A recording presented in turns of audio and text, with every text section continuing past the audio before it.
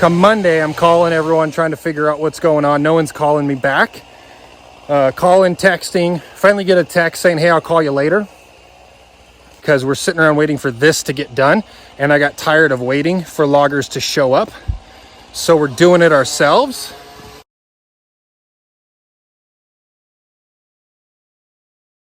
Hey, what is up, guys? Welcome back to the channel. It's day 3 or 4 in here. A lot going on, a lot of work getting done today. I got a couple of buddies who decided to come out and help me because I can't get a logger in here to do it. So I've come across some good information. I've come across some great advice that I'm going to pass on to you guys when buying land. Something to look out for that I didn't know about. So we're in here today trying to get some stuff burned. I got 4 saws running.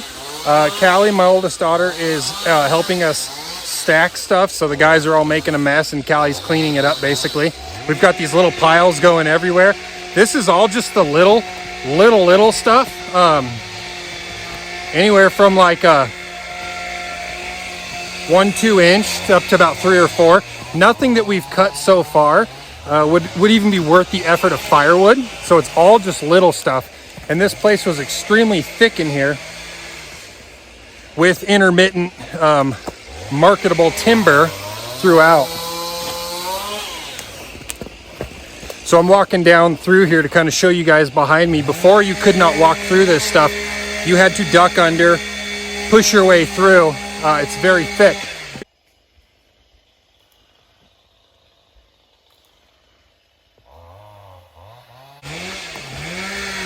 We got quite a few monster piles going in here. We've just worked our way in, cutting.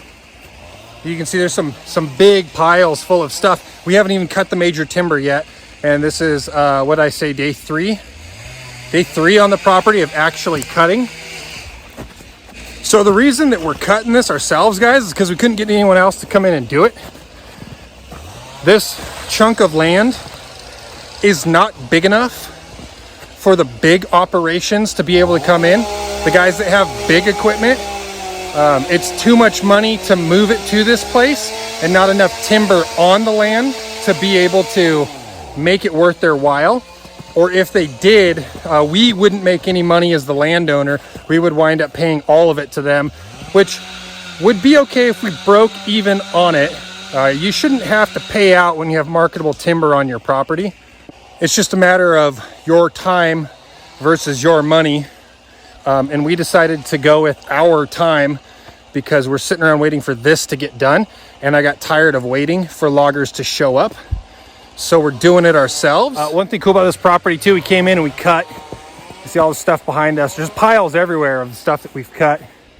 Just everything is getting cut and then thrown into piles that we can burn. We're trying to burn, but we can't get the torch to go. There's a small air hole somewhere or a leak somewhere, so it won't jet and burn everything. It's just sitting there trickle firing, and it is wet out here today. It rained all last night. It's raining a little bit this morning, but it's very wet. We need that torch to be working properly, so I'm gonna have to go get a new torch. So I've had six. I think the next guy who comes out would be guy number 7, as far as a logger coming out to look at the property.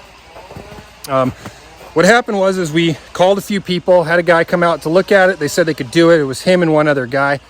They said they could do it. They went and talked to the forester. They have to get a brush number. So what they got to do is get a number that basically says it's my land.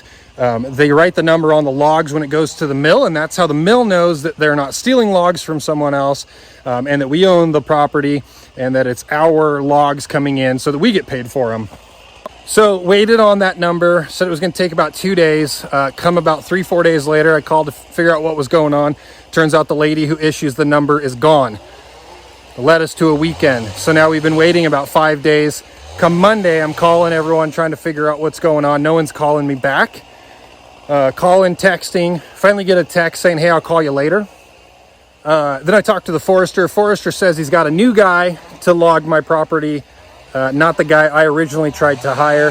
He's got someone who's got big equipment and he can start in just a couple days. And I said, okay, well, let's do that. Turns out the first guy who was going to log the property is not a big enough operation to actually be able to make money on this property. It needs to be big equipment that does it. But like I said, Big equipment doesn't want to come out here because it's too costly to move all your equipment onto the property. So fast forward, the guy who's supposed to come out with the big equipment doesn't call, doesn't show up. I call him, no answer. I text him, no answer. Finally get a hold of someone. I said, hey, I just want a start date. Let me know what day you're coming out. I'm now in contract with this guy through the forester and the mill. I'm now in contract with this guy, but I can't get him to tell me when he's coming out. I can't get him to answer the phone. Then I was told by the forester, hey, he can't come out in a couple days. He's actually going to be doing his other job for a while, but we're getting close. And I said, that doesn't work for me. I need a start date. I got an important timeline on this property because the family needs to get out here, build, and live on it. And until that happens, the living situation is not what we are used to because our old property has sold. So we're basically living like gypsies for a couple of months. So we're out here doing the work ourselves. I had a couple other guys come out. They looked at it. They said, our equipment's too small. You need big guys. Big guys won't come out and do the property. So I'm stuck in limbo, guys, and that leaves me no other alternative but to log it myself. So that's what we're out here doing. Thankfully, I got a couple of brothers that came out today. These guys are out here helping me out.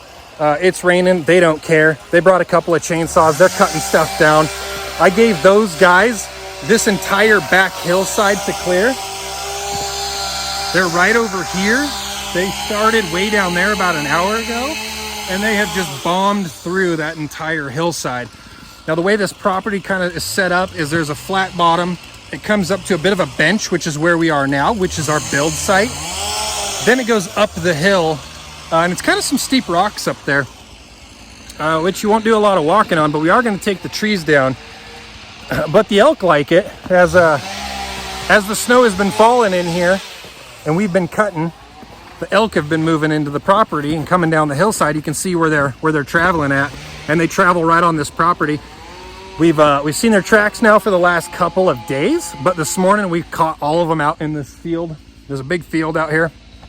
We caught them out in the field. There's about 40 head of cows in the area. I haven't seen a bull yet. I did see one set of bull tracks on the property this morning, but so far no bull to be seen. So when you're asking buddies to come out and help, you got to hook them up. So Shelby prepared lunch for them. Got me a new ice chest. We got the new ice chest set up. Shelby made gourmet sandwiches and whatever else is in there. I'm not really sure, but we're feeding the guys since they're out here. It's always the right thing to do. You're not going to pay them. You might as well feed them. All right, guys, that's it for an update. You can see behind me what's going on. We really need to get this thing cleared out. We're going to be bringing some equipment in here, probably an excavator in the next few days, to then go through here, cut down all the big marketable timber. We're going to start getting it log decked, and we're just basically doing the logging operation ourselves. So we'll be renting some equipment in here to clear this stuff out. We have cut a lot of these stumps high, about 2-3 feet high, because the snow keeps piling in, which is going to give us a bunch of nubs sticking out of the ground of the stumps.